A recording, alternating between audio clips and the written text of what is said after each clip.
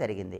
అలాగే ఉగాది రోజు ఎవరైనా సరే స్నానం చేసిన తర్వాత భగవంతుణ్ణి పూజించి, ఇష్టదైవాన్ని పూజించి, ఉగాది పచ్చడి భగవంతుడికి నైవేద్యంగా సమర్పించి దాన్ని ప్రసాదంగా స్వీకరించాలి.